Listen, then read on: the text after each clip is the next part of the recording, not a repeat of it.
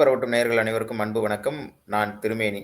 இன்றைக்கு gossip dot நிகழ்ச்சியில் நம்மோடு பேசுவதற்காக தோழர் கவின்குமார் அவர்கள் நம்மோடு இணைந்திருக்கிறார். தோழர் வணக்கம். வணக்கம் சொல்லுங்க. நியூஸ் பார்த்திருப்பீங்கன்னு நினைக்கிறேன். பார்த்தேன். மத்திய கல்வித்துறை அமைச்சர் அவர்கள் ஒரு பிரஸ் மீட்ல பேசியிருக்கிறார். அதாவது என்னன்னா, NEP நேஷனல் எஜுகேஷன் பாலிசியை ஏத்துக்கிற வரையில் தமிழ்நாட்டிற்கு நிதி ஒதுக்க மாட்டேன் அப்படின்னு சொல்லி பேசியிருக்கிறாரு. மீண்டும் இந்த சர்ச்சையை தமிழ்நாட்டுக்குள்ள கொண்டு வந்துகிட்டே இருக்கிறாங்க. இவர்களுடைய உள்நோக்கம் என்னவாக இருக்கிறது? இவர்கள் ஏன் இந்த விளையாட்டை திரும்ப தமிழ்நாட்டுடன் விளையாடி கொண்டே இருக்கிறார்? அதெல்லாம் ஒண்ணும் இல்லைங்க தோழர். விளையாடுவதற்கெல்லாம் எல்லாம் வயிறறிஞ்சு கொண்டிருக்கிறாங்க. ஒன்றும் கிடையாது. அதுதான் காரணம். தமிழ்நாடு இன்னைக்கு இந்தியாவிலேயே முன்மாதிரி மாநிலமாக இருக்குது. நீங்க பாத்தீங்க அப்படின்னா, நீ நியூ எஜுகேஷன் பாலிசி எதுக்கு கொண்டு வர்ற அப்படின்னு கேட்டோம்னா, நீ விதாச்சாரத்தை அடிப்படையில நீ சதவீதத்தை அதிகப்படுத்தணும். அதாவது இடைநிற்றலை கட்டுப்படுத்தி நீங்க அடுத்த உயர்கல்வி போடுறவங்களுடைய சதவீதத்தை உயர்த்தணும் அப்படின்னு கொண்டு வர்றீங்க. அதுல பார்த்தா இன்னைக்கு இந்தியாவிலேயே தமிழ்நாடு தான் முதல் மாநிலமாகவும் முதன்மை மாநிலமாகவும் இருக்கு. அப்ப நீ என்ன பண்ணணும்? தமிழ்நாட்டுல என்ன கல்வி முறையை பயன்படுத்துறாங்களோ அதை எடுத்து நீங்க மத்த மாநிலத்துக்குலாம் கொண்டு போய் சேர்த்துறீங்கன்னா பரவாயில்ல. நீ எங்கேயே கடைசியில இருக்கிற மாநிலத்துல ஒரு சக்சஸ்ஃபுல் ரேட்டே இல்லாத ஒரு இடத்துல அங்க இருக்கக்கூடிய ஒரு பாலிசியுமே அங்க இருக்கக்கூடிய ஒரு சிஸ்டத்தையும் கொண்டு நான் நல்லா இருக்கிற இடத்துலயும் சேர்ந்து கொண்டு கெடுப்பேன் அப்படின்னு சொன்னோம்னா, இது ஒரு சின்ன குழந்தைய கேட்டா கூட சிரிக்கும். ஒரு முட்டாள்தனமான ஒரு காரியம். இன்னைக்கு அவருடைய பேச்சு பாத்தீங்க அப்படின்னா மிகவும் ஒரு ஆணவத்தனமான ஒரு பேச்சா இருந்தது. நீங்க அந்த பேட்டியை பாத்தீங்கன்னாலே தெரியும். நான் அது வரைக்கும் பணம் கொடுக்க மாட்டேன், இந்தியா முழுக்க ஏத்துக்கிறாங்க, இவங்க மட்டும் தமிழ்நாடு மட்டும் ஏன் ஏத்துக்க மாட்டேங்கிறாங்க அப்படிங்கிற மாதிரி கேட்டிருக்கிறாரு. ஏத்துக்க முடியாதுதான், ஏத்துக்க மாட்டோம்தான் நாங்க சொல்றோம். இது பெரியார் மண், இது பேரறிஞர் அண்ணா வாழ்ந்த மண், முத்தமிழர் டாக்டர் கலைஞர் ஆண்ட மண், இன்று மாண்புமிகு முதலமைச்சர் முத்துவேல் கருணாநிதி ஸ்டாலின் ஆள்கின்ற மண். இங்க நீ கொண்டு வர்றது எல்லாத்தையுமே கைகட்டி வாயை பொத்தி கொடுங்க எஜமான்னு சொல்லி வாங்கிக்க மாட்டோம். இங்க பகுத்தறிவு சிந்தனையோட நீ என்ன கொண்டு வந்தாலும் எதுக்கு கொண்டு வர்ற, என்ன அதனால எங்களுக்கு என்ன விளைவுகள் பயன்கள் எல்லாம் ஆராய்ந்து பார்த்து அதுக்கப்புறம் தான் நாங்க ஒரு முடிவுக்கு வருவோம். அப்படி பார்க்கையில இந்த நியூ எஜுகேஷன் பாலிசி சரி, மும்மொழி கல்வி திட்டம் சரி, எங்களுக்கு அது தேவையில்லாத ஆணி. அப்ப அந்த தேவையில்லாத ஆணி நாங்க எதுக்கு கொண்டு வர்றோம்? திருப்பி நாங்க கேட்கட்டுமா? எங்களுடைய வரி பணத்துல தானே நீங்க உண்டு ஒழுத்துட்டு இருக்கிறீங்க.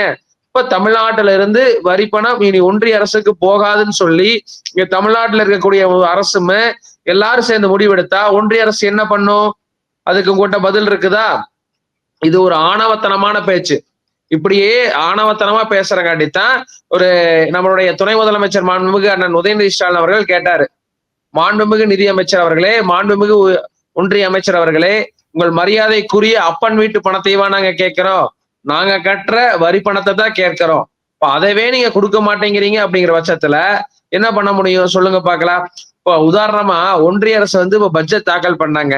அதுல பாத்தீங்கன்னா போன இடைக்கால பட்ஜெட் ஆட்சி பொறுப்பேற்று தாக்கல் பண்ணது ஆந்திராக்கான பட்ஜெட்டா இருந்தது. இப்போ பாத்தீங்கன்னா உத்தரப்பிரதேசத்துக்கும் பீகாருக்கும் குஜராத்துக்குமான பட்ஜெட்டா இருக்குது.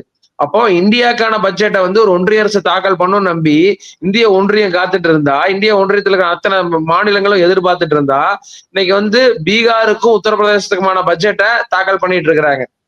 இப்படி ஒரு சூழ்நிலையில தான் நிதி பகிர்வுங்கிறது இன்னைக்கு சந்தி சிரிச்சிட்டு இருக்குது இந்தியால. இன்னைக்கு தமிழ்நாடு பல முன்னேறிய மாநிலத்துல எடுத்துக்காட்டாக பல துறைகள்ல முன்னேறி இருக்கு. இன்னும் நம்ம அதுக்கு அடுத்த கட்டத்துக்கு போனா நிதி பங்கீடு, நிதியோடைய இதுங்கிறது ஒரு அத்தியாவசியமான ஒண்ணு. அதை முடக்கணும், தமிழ்நாட்டை முற்றிலுமாக புறக்கணிக்கணுங்கிற ஒற்றை நோக்கத்தோட ஒன்றிய அரசு செயல்பட்டு கொண்டு இருக்குது. இது வன்மையாக கண்டிக்கத்தக்கது. இது இப்போ நிதி பகிர்வு அப்படிங்கிறது ஒரு பட்சம் இருந்தாலும் கூட அந்த பிரஸ் மீட்லயே பாத்தீங்கன்னா ஒரு பத்திரிகையாளர் ஒரு கேள்வியை கேட்டாரு. இப்போ NEP ஏத்துக்கிட்டா மும்மொழி கொள்கையை ஏத்துக்க வேண்டிய ஒரு சூழல் ஏற்படும். தமிழ்நாட்டில் ஏற்கனவே இருமொழி கொள்கை தான் நடைமுறையில் இருக்கிறது அப்படின்னு சொல்லி சொன்னதுக்கு மத்திய அமைச்சர் என்ன சொல்றாரு அப்படின்னா, ஏன் இது உங்களுடைய உள்நோக்க அரசியலுக்காக இந்த அரசியலை தமிழ்நாட்டில் இருக்கக்கூடிய அரசாங்கம் பண்ணிக்கிட்டு இருக்கு அப்படின்னு சொல்லி ஒரு கேள்வியை கேட்கிறாரு. அதே போல ஏன் தமிழ்நாட்டில் இருக்கக்கூடிய மக்கள் எல்லாம் நல்லா படிக்கிற மக்களா இருக்கிறாங்க, அவர்களுக்கு மும்மொழி கொடுத்தா அவங்க தாராளமா படிப்பாங்களே, ஏன் அவங்களுடைய வாழ்க்கையில விளையாடுறீங்கன்னு சொல்லி கேட்கிறாரு. இதற்கு உங்களுடைய பதில் என்ன? அதாவது தோழர், இது சிரிப்பா இருக்குது, எனக்கு நகைப்புக்குள்ளான விஷயமா இருக்கு. தமிழ்நாட்டு மக்கள் எல்லாம் நல்லா படிக்கிறாங்க, நல்லா உயர்ந்ததா இருக்கிறாங்க, அப்புறம் என்ன வெங்காயத்துக்கு நாங்க மும்மொழி கொள்கையை படிக்கணும்? பேரறிஞர் அண்ணா அவர்கள் கொண்டு எங்களுக்கு இருமொழி கொள்கையே இருக்குதே. தாய்மொழி தமிழ் மொழி உலகம் முழுவதும் பயணிப்பதற்கு, உலகம் முழுவதுமே நாங்க கம்யூனிகேட் பண்றதுக்கு எங்களுக்கு இங்கிலீஷ் இருக்கு. அப்படிங்கிற பட்சத்துல எதுக்கு இந்த மூணாவது ஒரு மொழி எங்களுக்கு தேவைப்படுது? ஹிந்தி படிப்ப நீ மூணாவது மொழி என்ன கொண்டு வர போற? ஹிந்தியை கொண்டு வர போற, அடுத்து சமஸ்கிருதத்தை கொண்டு வர போற. அந்த ஹிந்தியை படிச்சு நான் யாரோட பேச போறேன்? நான் போய் பீகார்ல இருக்கிற போயிட்டு உத்தரப்பிரதேசத்துலயும் போய் நான் பேச போறேன். இது வருத்தத்துக்குரிய செய்தி தான், இருந்தாலும் நான் பதிவு செய்ய விரும்புறேன். என்ன அப்படின்னு பாத்தீங்கன்னா, வட மாநிலத்தில் இருக்கிறவங்க எல்லாருமே தன்னுடைய கல்வி தகுதி என்ன அப்படிங்கறது நீங்க யோசிச்சு பார்த்திருக்கணும்.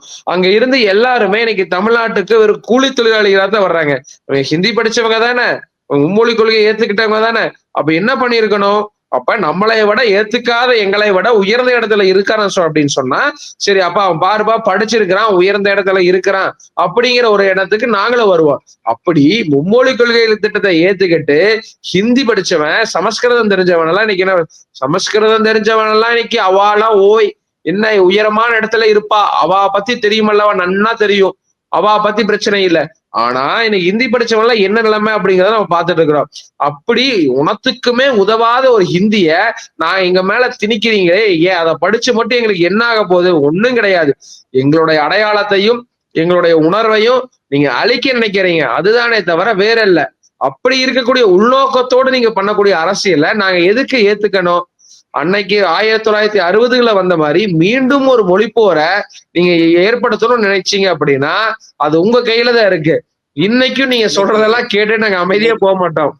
இன்னைக்கு உண்மையில் தமிழ்நாட்டினுடைய பள்ளிக்கல்வித்துறை அமைச்சர் அவர்கள் அந்த கேள்வியை தான் கேட்டிருக்கிறார். இவர்கள் மீண்டும் ஒரு மொழிப்போரை ஏற்படுத்துவதற்கான சூழலை பண்ணிட்டு இருக்காங்க அப்படின்னு சொல்லிட்டு தான் இன்னைக்கு பள்ளிக்கல்வித்துறை அமைச்சர் அவர்கள் பேசியிருக்கிறார். இப்போ நம்ம தொடர்ச்சியா பார்த்துக்கிட்டே இருக்கும். இது போன்ற சூழலில் ஒன்றிய அரசு தொடர்ந்து செயல்பட்டு கொண்டே இருக்கிறது, ஒருதலை பட்சமாக செயல்படுகிறது. தமிழ்நாட்டை ஒரு பாராமுகம் கொண்ட ஒரு அரசாகவே பார்த்து கொண்டிருக்கிறது. எப்படி இந்த மாதிரியான ஒரு சூழல் தொடர்ச்சியாக நடந்து கொண்டே இருக்கிறது? இன்னும் சொல்ல போனா பட்ஜெட்டை நமக்கான நிதி ஒதுக்கல, தமிழ்நாட்டை ஈடுபடுறாங்க, வஞ்சிக்கக்கூடிய இடத்தில் ஒன்றிய அரசு தொடர்ந்து ஈடுபட்டு கொண்டே இருக்கிறது. இப்போ இதையெல்லாம் பார்க்கும்போது தமிழ்நாட்டு மக்களுக்கு ஒரு மிகப்பெரிய ஒரு கோபம், ஒரு நியாயமான கோபம் எழுந்து கொண்டே இருக்கிறது. ஆனால் இவர்கள் எந்த முகத்தோடு தமிழ்நாடு இருக்கக்கூடிய பாஜக காரங்கள்லாம் இவர்கள் என்னமோ பெரிய உத்தமர்கள் போல பேசிக் கொண்டிருக்கிறார்கள். இதை நீங்க எப்படி பாக்குறீங்க? தமிழ்நாட்டுல பாஜக கோமாளி எல்லாமே பாத்தீங்கன்னா செஞ்சுட்டு இருக்கிறாங்க, எல்லாத்துக்குமே தெரியும். இப்போ ஒன்றிய அரசுல இருந்து ஆளக்கூடிய பாஜக அரசு இன்னைக்கு தமிழ்நாட்டுக்கு ஏதாவது ஒரு நன்மையா செஞ்சிருக்குன்னு கேட்டா கிடையாது. அப்போ இந்த மாதிரி நாங்க தமிழ்நாட்டுல இருக்கக்கூடிய எங்க தமிழ்நாடு மாநிலத்துக்கு இதெல்லாம் வேணும், இது பண்ணுங்க அப்படின்னு சொல்லி ஒவ்வொரு ஒன்றிய அமைச்சர்கிட்டையும் சரி பிரதமர்கிட்டையும் கேட்டு இதனால வரைக்கும் பாஜகவை சேர்ந்த கட்சியை சேர்ந்த ஏதாவது ஒரு மாநில தலைவரா இருக்கட்டும், ஒரு எம்எல்ஏவா இருக்கிறாங்க, எம்பியா இருக்கிறாங்க, எல்லாருமே நம்ம நிம்மி மாமி தமிழ்நாட்டை சேர்ந்தவங்க தான். இதனால வரைக்கும் தமிழ்நாட்டுக்கு கடுகளவாவது ஏதோ பயனளிக்கக்கூடிய ஒரு வகையில செஞ்சிருக்காங்கன்னு கேட்டா கிடையாது. அப்படி இருக்கக்கூடிய ஒரு லட்சணத்தை தான் இன்னைக்கு தமிழ்நாட்டுல இருக்கக்கூடிய இந்த திராவிட மாடல் அரசு கேலியும் கிண்டலுமா செஞ்சுட்டு இருக்கிறாங்க. இப்போ கையாளாகாத பாஜக அரசு தொடர் ஓரவஞ்சனைய செஞ்சுட்டே இருக்கிறனால மக்கள் மீண்டும் மீண்டும் அவர்களுக்கு பதிலளிச்சு கொண்டே இருக்காங்க. நம்மளுக்காக போராடக்கூடிய, நம்மளுடைய உணர்வுகளையும் நம்ம உரிமைகளையும் காக்கக்கூடிய ஒரு அரசுக்கு, ஒரு கட்சிக்கு தான் தொடர்ந்து மக்கள் ஆதரவு கொடுத்து கொண்டு இருக்கிறாங்க. கடந்த பாராளுமன்றத்திலையும் சரி, இப்ப நடந்து முடிந்த ஈரோடு இடைத்தேர்தலையும் சரி, இன்னைக்கு இந்தியா டுடே வெளியிட்டு இருக்கக்கூடிய அந்த செய்திகளை பார்த்தீங்க அப்படின்னா, இன்னைக்கு வடநாட்டு பத்திரிகை வெளியிட்டக்கூடிய செய்தியை பார்த்தீங்க அப்படின்னா, இன்னைக்கு தமிழ்நாட்டினுடைய ஆளுகின்ற திராவிட முன்னேற்ற கழகத்துடைய செல்வாக்கு, கூட்டணியுடைய செல்வாக்கு கடந்த பாராளுமன்ற தேர்தலை விட 5% உயர்ந்து இருக்குது. இன்னைக்கு தேதிக்கு தேர்தல் வச்சா கூட 40க்கு 40 பாராளுமன்ற தொகுதிகளில் திமுக ஜெயிக்கும் அப்படிங்கிற மாதிரி இன்னைக்கு செய்தி வெளிவருது. அப்படின்னா அதுக்கெல்லாம் காரணம் என்ன? இந்த அரசாங்கம் செய்யக்கூடிய நன்மைகள் தான். மக்களிடத்துக்கு மக்களுக்கு என்ன தேவையோ அதை செஞ்சுட்டு இருக்காங்க. இதையெல்லாம் பார்த்து வயிறுவாய் எரிஞ்சு இதை எப்படியாவது கெடுக்கணும், நான் பணம் இங்கிருந்து கொடுத்தா மட்டும்தான் நீ அடுத்தடுத்து செய்வ, அப்போ உனக்கு ஒரு முட்டுக்கட்டையா உன்னைய செயல்பட விடமாட்டேன் அப்படிங்கிற ஒரு உள்நோக்கத்தோட செயல்படுறதுக்காகத்தான் இந்த ஒன்றிய பாஜக அரசு ஓரவஞ்சனையா செயல்பட்டு இருக்காங்க. தொடர்ச்சியாக இப்போ சொல்லுவாங்க பாத்தீங்களா, பீகார் ஒரு கண்ணுக்கு வெண்ணையும் ஒரு கண்ணுக்கு சுண்ணாம்பு அப்படிங்கிற மாதிரி. பீகாருக்கும் ஆந்திராவுக்கும் உத்தரப்பிரதேசத்துக்கு மட்டும் வெண்ணெய் வச்சுட்டு தமிழ்நாட்டுக்கு தொடர்ந்து சுண்ணாம்பு வைக்கக்கூடிய ஒரு வேலையைத்தான் செஞ்சுட்டு இருக்கிறாங்க. எப்பா ஒன்றிய அரசு ஆண்டு கொண்டு இருக்குது உங்க பாஜக அரசு. பாஜக ஒன்றிய அரசு இருந்து ஏதாவது ஒரு நன்மையை தமிழ்நாட்டுக்கு கொண்டு வா அப்படின்னு சொன்னா அண்ணா அறிவாலயத்துல இருந்து ஒரு செங்கலா உருகுவேன், அதை புடுங்குவேன், இதை புடுங்குவேன்னு சொல்லி வெறும் வாய் சவடால் மட்டும்தான் தமிழக பாஜக காரங்க செஞ்சுட்டு இருக்கிறாங்க. இதையெல்லாம் மக்கள் பார்த்து கொண்டேதான் இருக்கிறார்கள். விரைவில் அவர்கள் மக்கள் அரிட்டாப்பட்டியில டங்ஷன் சுரங்கம் வராமல் தடுத்தது பாஜக மாநில தலைவர் திரு அண்ணாமலை தான் அப்படின்னு சொல்லிட்டு அவரே ரொம்ப பெருமையாக பேசிக் கொள்கிறார். நானே போய் டைரக்டா போய் பேசுறேன். ஆமா ஆமா, அவர்தான் சொல்லணும். அவர்தான் வந்து ஆமா, அவர்தான் வந்து சுரங்கம் வருவதை தடுத்து இந்த ஒரு படத்துல சொல்லுவாங்க பாத்தீங்களா, நடிகை நகைச்சுவை சொல்லுவாரு, மயில்சாமி இதை பேசி இருக்கிற படத்தை தான் சொல்லுவோம்னு நினைக்கிறேன். நல்லா ஓடுற கையில லெப்ட் ஹேண்ட்ல நிப்பாட்டு ஆடுறா அப்படிங்கிற மாதிரி அரிதாப்பட்டியில வரக்கூடிய சுரங்கத்தை அண்ணாவோடதான் போய் சிகப்பு கொடி காமிச்சு நிப்பாட்டாரு. இல்ல அப்படின்னா அந்த அரிதாப்பட்ட சுரங்கத்தை கொண்டு வந்திருப்பாங்க. ஏங்க நீங்க வேற தமிழ்நாடு சட்டமன்றத்தை தீர்மானம் போட்டு அத மக்கள் வெகுண்டெழுந்து போராட்ட களத்துல குதிச்சு எத்தனை பிரச்சனைக்கு அப்புறம் அதை கொண்டு வந்திருக்காங்க. இவ்வளவு பேசுற யோக்கியவான் நீ இத வந்து டெண்டர் வர்றப்பவே முன்னாடி போய் தடுத்து நிப்பாட்டி இருக்கணும். தமிழ்நாடு அரசு தீர்மானம் போடுறதுக்கு முன்னாடி போய் தடுத்து நிப்பாட்டி இருக்கணும்.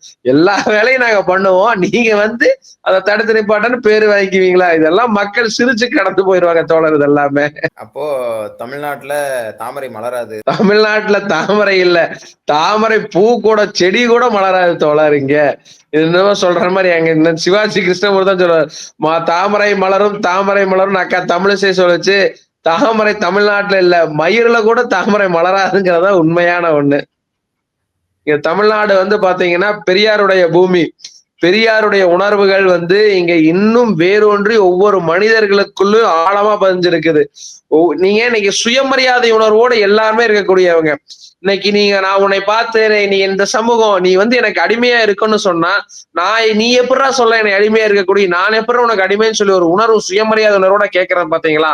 அந்த ஒரு சுயமரியாதை உணர்வும் பகுத்தறிவு சிந்தனையும் இங்க தமிழ்நாட்டுல கடைக்கோடி தமிழனுக்கும் இன்னைக்கு உணர்வா வந்து அவனுடைய உடம்புல வந்து உணர்வுலையும் கலந்து இருக்கக்கூடியது.